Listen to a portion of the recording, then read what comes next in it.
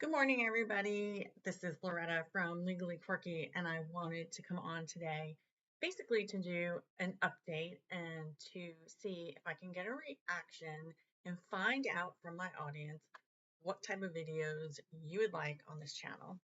So, first, an update. I had surgery on the 14th, and I'm doing okay. Not great. After surgery, and I had surgery in two different areas, um, it's taking longer to heal than I anticipated. And so I've been spending a lot of time at home, wishing I could see friends and people and do things like, go out to church and go out to dinner with friends. But I don't have the energy level. And I'm also really tired. When I tell people, like, hey, like I'm recovering, they're like, from what? And then there's all these questions. um, I love my friends for being interested in what's going on with me, but sometimes, like, let me just share with you, like, I don't feel well, and that's why I'm not coming, or I'm sick. Like, these people that hear that I had surgery, and they're like, well, what kind of surgery did you have? Well, what's going on? And they want like gory details, and I really don't understand some of those really invasive questions. Like, HR knows what's going on and why I can't, work or lift a certain amount of weight. But some of the questions from people that know me and are really more on an acquaintance level that want details just kind of try to shut that down. So tell me in the comments if you've ever had those really invasive, um, it could be a family member, a friend, an acquaintance, a coworker that just really wants to know too much about your health diagnosis and it's none of their business. I would love to hear about that because that's what I'm going through right now. Okay, so the other reason why I was posting today is I'm really curious about what people want to hear about. I've posted on a few different topics at this point, and I don't really get a lot of reactions to videos, especially in the comment section. Sometimes people will privately message me, and that's awesome. That's fine. Keep doing that. Uh, but I don't get anything in the comments like, I like this, I don't like this. I don't even always get like thumbs up. Again, a lot of people contact me and message me, and I don't know if it's because of the content of the videos that some people just don't want to be that open and public again with information. Uh, and I get that. Um, Always happy to answer messages that come through my DM.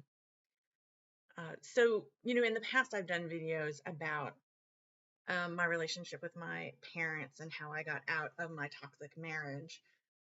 Those actually rated pretty well. So I'm like, okay, so do you want to hear more about surviving toxic parents? Do you want to hear more about getting out of abusive relationships? And because I'm an attorney and a life coach, I bring two different points of views when I do those videos, in addition to the actual thing that I experienced for myself. When, I've done the videos about my parents, I've never made it a secret. I grew up in a highly dysfunctional home. There were many times, even by the age of 5, that I felt unsafe at home. And I learned by the time I was 4 and 5 that I was not always safe. Um, and my mom had questionable decision making when it came to raising me and where she left me when she went off to do things with her friends or to go to work.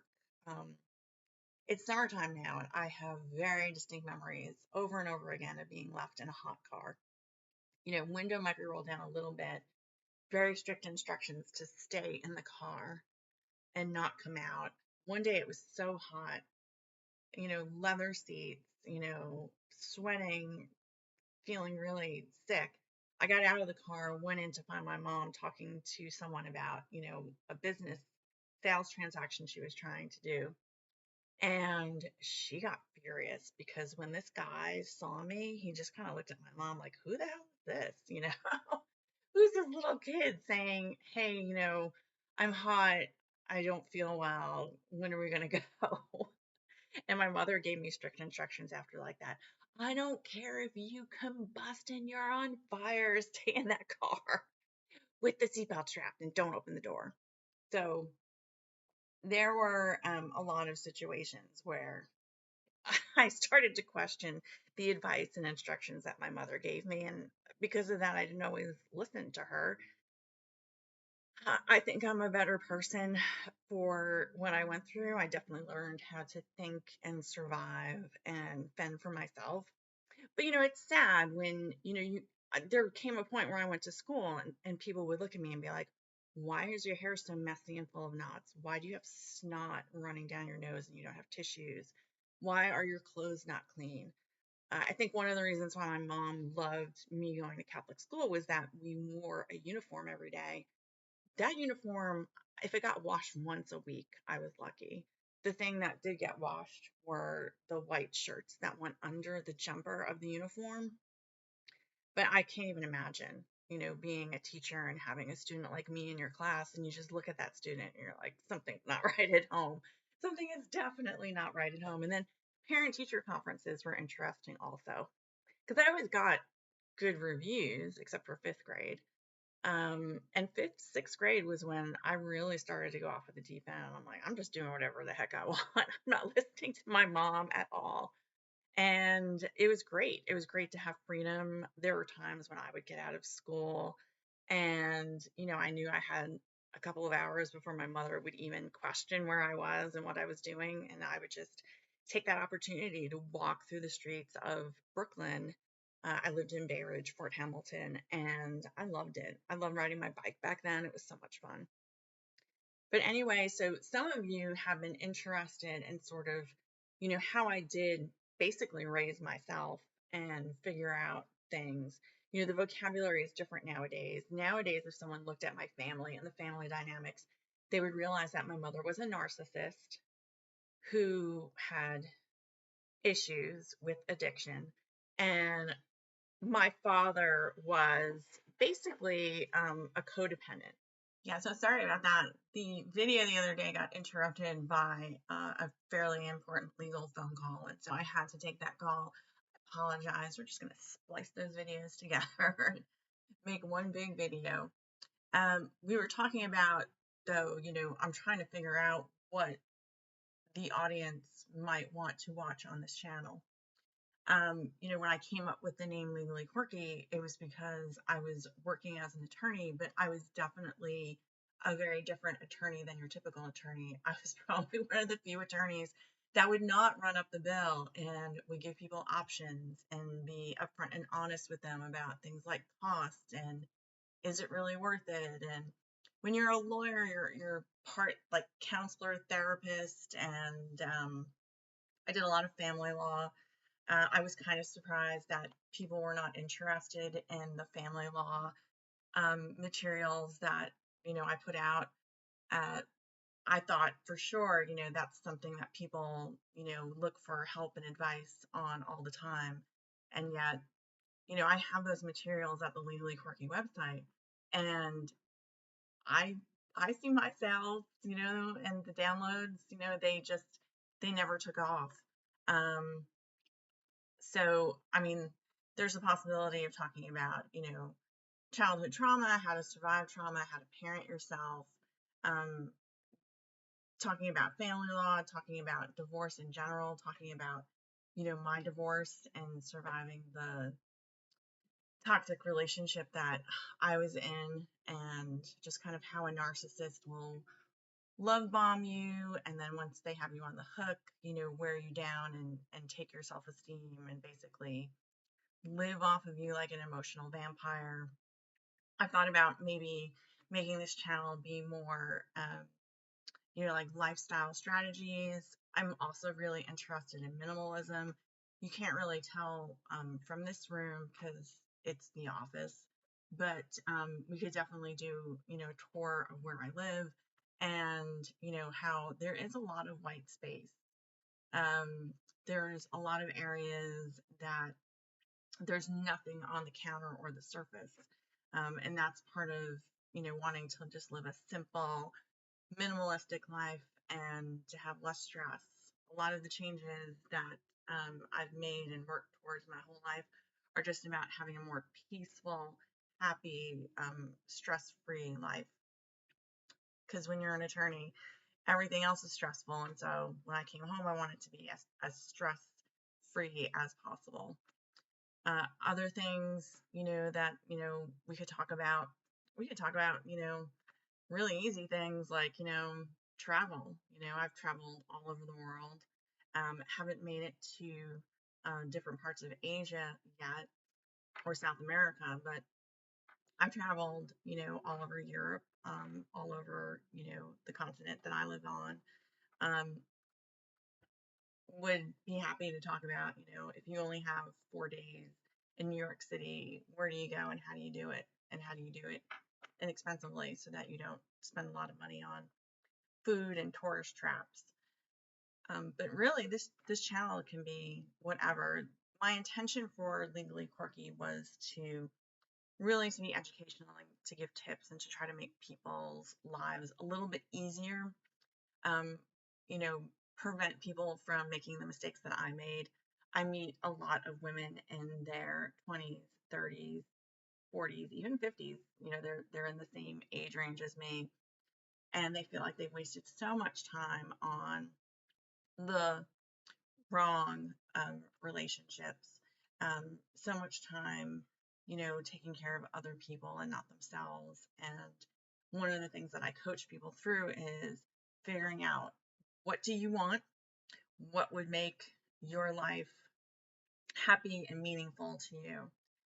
It's why I wrote the workbook, Say Yes to Yourself, that goes with, the nonfiction book I wrote about dating. I really believe that there's a lid for every pot. There's someone out there for you, that you're looking for a romantic relationship or just friendships. There's your tribe out there somewhere, but a lot of people are too scared to put themselves out there.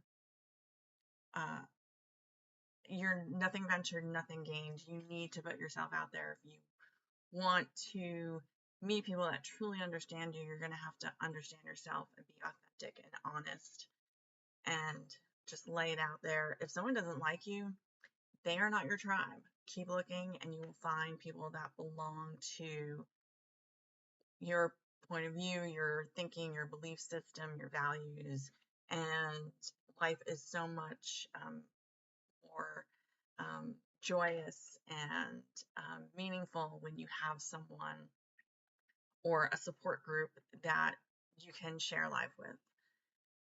So I'm going to end the video here. Like I said, I'm going to splice those two videos together, and leave me comments about what do you want to hear about? Do you want to learn about law? Do you want to talk about, pop culture? I can certainly be one of those channels where, we go over things like reality television shows, or even, if you want scripted shows and do reviews and tell you what's worth your time and what's not. I'm an avid reader. We could go over books and what books you are interested in. I'm obviously not a makeup person, so you're not going to be seeing me do any kind of makeup blogging. And I'm not that into fashion. I'm very simple. I'm a big believer in the Steve Jobs uniform, wearing almost the same thing every day. The t-shirts, the colors change. But for the most part, I have a very simple wardrobe. If something needs to be dry cleaned, I usually don't buy it. That's not part of my lifestyle. That's not who I am. I hate dry cleaning. I hate ironing. I throw it in the wash and I line dry it. So not going to be a beauty or fashion vlogger, but if you have other interests, tell me what they are, and let's have fun. Let's make this a channel where we can communicate and live stream together and support each other. Also, by the way, if you haven't liked the video, it's an easy way to support me. It doesn't cost you anything. And also subscribe so that you know when the videos are coming out. I also have a free blog. I'm going to put a tile somewhere in this video so that you can find the website and the blog. It'll be in the description also. But my husband and I are talking about possibly filming shorts and starting to put stuff on. Instagram and YouTube. And it would be really just entertainment value, perspectives on how couples communicate and how might value things differently, and, what are the differences, what are the similarities, and just the difference between men and women, and how we communicate with each other. So drop something in the comment if that's something you're interested in. I hope you have a great day. It's kind of cloudy, sad where I am today, but I hope that you find something that will make you smile and be your ray of sunshine. So have a great day, and thank you.